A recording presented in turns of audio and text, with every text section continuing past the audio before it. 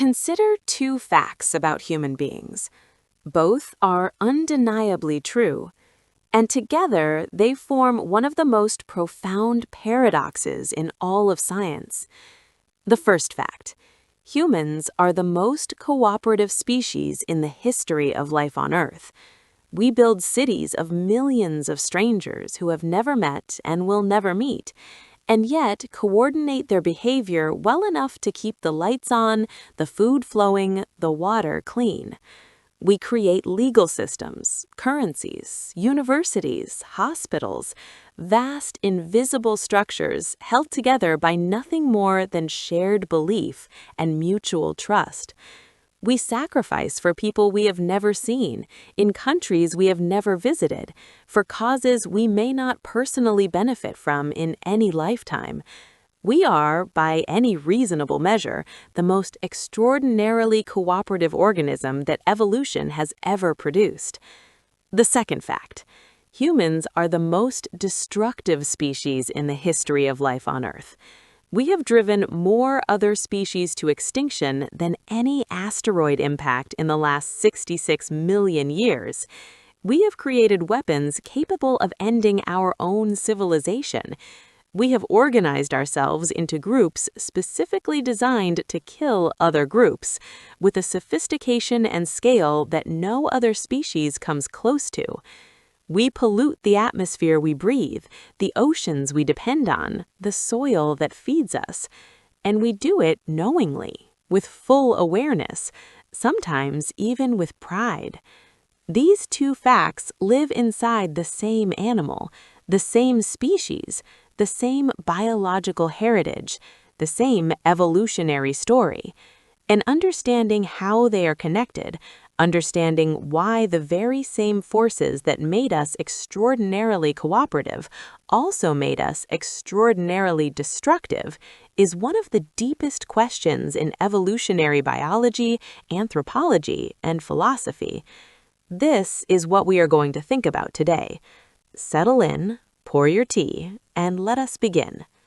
To understand the paradox of human cooperation and destruction, we need to go back, a long way back, to a time before cities, before agriculture, before writing, before any of the structures that define what we call civilization. For the vast majority of human evolutionary history, roughly 95% of the time our species has existed, we lived in small groups, hunter-gatherer bands of between 20 and 150 individuals, nomadic, fluid, deeply interdependent. In those groups, cooperation was not a virtue, it was a survival strategy, a biological necessity. A band that cooperated effectively hunted more successfully, shared food more reliably, protected its members from predators and from other bands, raised its children with more collective support. And the band that defected, that produced individuals who took more than they gave, who free-rode on others' effort, who cheated on agreements and hoarded resources, that band tended to fracture, to lose its members, to fail. Natural selection, operating over hundreds of thousands of years, built cooperation deeply into human nature, not as a fragile cultural achievement that has to be taught and maintained against our selfish instincts, but as a genuine biological disposition, a real part of what we are. We feel good when we help others. We experience shame when we act against our community's interests. We feel genuine anger when we see others treated unfairly, even if the unfairness does not affect us personally. We are moved by strangers' suffering. We give to causes whose beneficiaries we will never meet. These responses are not performances, they are genuine. They are part of the evolutionary inheritance that kept our ancestors' groups functioning across hundreds of thousands of years. But here is where the story becomes complicated, and where the paradox begins to reveal itself. Because natural selection did not build cooperation in general, it built cooperation within groups, and it built something else between groups. The same evolutionary pressures that selected for deep cooperation and solidarity inside the band also selected for something darker across its boundaries: competition, suspicion, and in some circumstances, violence. Because the resources that sustained human life, game animals, water sources, fertile land, and shelter, were limited, and when groups competed for those resources, the group that cooperated most effectively internally, that could coordinate its members into a unified force, had a decisive advantage over groups that could not. The evolutionary anthropologist Peter Turchin and others have argued that much of what looks like human morality, the fierce loyalty, the solidarity, the willingness to sacrifice for your people, evolved not primarily to make humans generally kind, but to make them effective fighters and competitors against rival groups. This is a disturbing idea, but the evidence for it is substantial. The emotions most strongly associated with in-group cooperation, pride, loyalty, devotion, the willingness to die for your people, are exactly the emotions most easily weaponized against outgroups. The same deep social bonding that makes humans extraordinary cooperators within their group makes them capable of extraordinary cruelty toward those outside it. Because the outgroup is not just unfamiliar, it's a threat. It competes for the same resources. It threatens the group's survival. And evolution did not select for neutrality toward threats. It selected for responses that maximized the group's competitive advantage. And so, the deepest currents of human cooperation, the ones that run most powerfully, are entangled with the deepest currents of human tribalism. They are not opposites. They are two expressions of the same underlying force. This insight changes how we read human history, and it is not a comfortable reread.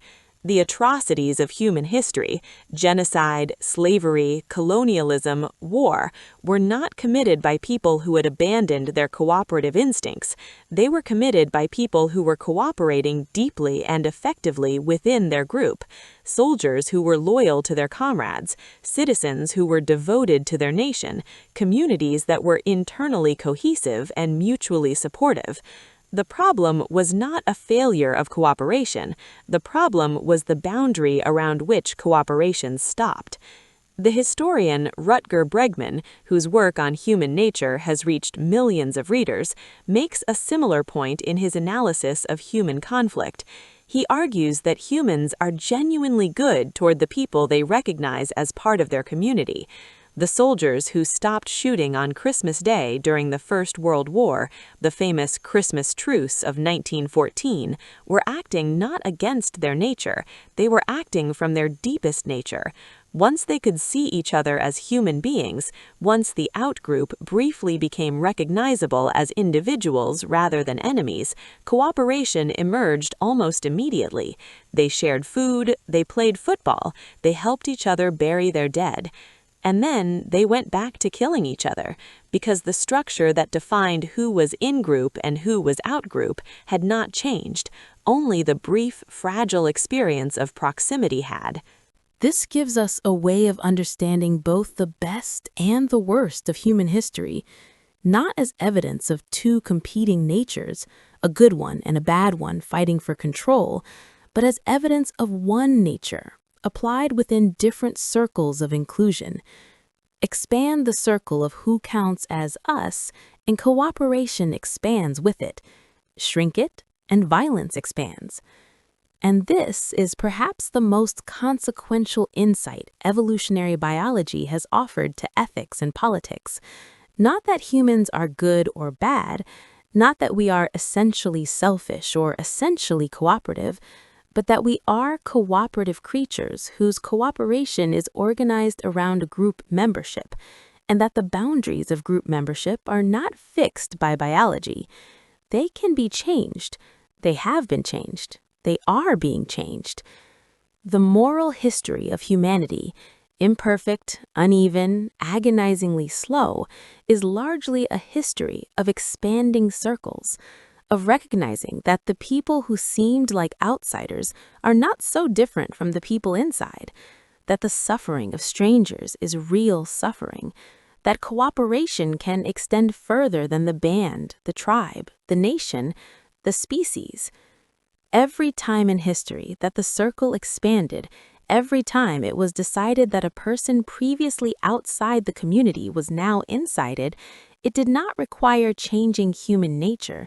It required changing human perception, recognizing the familiar in the unfamiliar, finding the us in the them.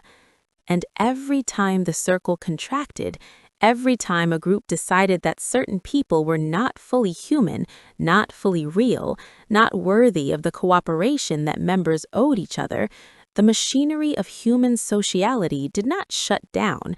It ran in reverse, organizing people into extraordinarily effective instruments of destruction against those now defined as outside. There's a concept in evolutionary biology that I find both fascinating and genuinely useful here: eusociality, the highest level of social organization known in nature, defined by characteristics including cooperative brood care, overlapping generations within a colony, and a division of labor in which some individuals sacrifice reproductive opportunities to serve the group. Eusocial species include ants, bees, and termites. They are among the most ecologically dominant species on Earth. Their collective organization gives them power far beyond what any individual member could achieve alone. Humans are sometimes described as a eusocial species, or at least a hyper-cooperative species whose social organization approaches eusociality in some respects. But there is a difference. The cooperation of ants is rigid, genetically determined, fixed. An ant does not choose its role. It does not weigh competing obligations. It does not experience the tension between loyalty to its colony and compassion for a stranger. Human cooperation is flexible, culture-dependent, subject to reflection and revision, an extraordinarily powerful capacity that can be aimed in different directions depending on how the group is defined. And this flexibility, which is also what makes human culture and human achievement possible, is both the source of our greatest potential and the source of our most terrifying failures. I want to close with something that I think follows from all of this, not as a political statement, but as a reflection on what the science actually suggests. We are not living with a problem of human nature that needs to be overcome. We are living with a feature of human nature that needs to be understood and deliberately directed. The capacity for cooperation is real, it is deep, it is biological.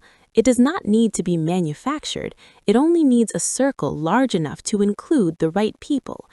The capacity for tribalism, for in-group devotion that becomes out-group hostility, is equally real, equally deep, equally biological. It does not disappear through education or moral progress. It only changes its object, changes who it includes and who it excludes. And the great project of human civilization, if it has one, is perhaps this: not to become more cooperative from scratch, but to widen the circle within which our already extraordinary capacity for cooperation operates, to find more and more of the familiar in the unfamiliar, to extend the radius of us.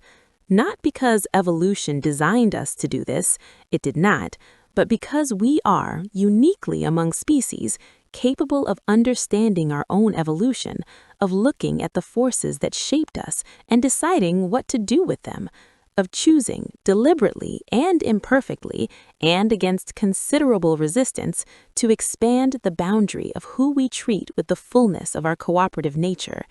That choice, repeated and contested and never final, may be the most distinctively human thing we do. Before you leave this moment, I want to offer you one question to carry. Think of someone you currently place outside your circle of genuine concern, not someone you actively dislike, just someone whose suffering does not move you the way the suffering of someone close to you does. And ask yourself, what would it take to see them differently? Not to agree with them, not to approve of everything they do, but to extend to them the same quality of attention, the same recognition of shared humanity that you give to people you think of as yours. That question, however small and personal it seems, is the same question that has driven every expansion of the human moral circle in history, and it is still open. This is GreenTea English. Thank you for thinking with me today. See you in the next one.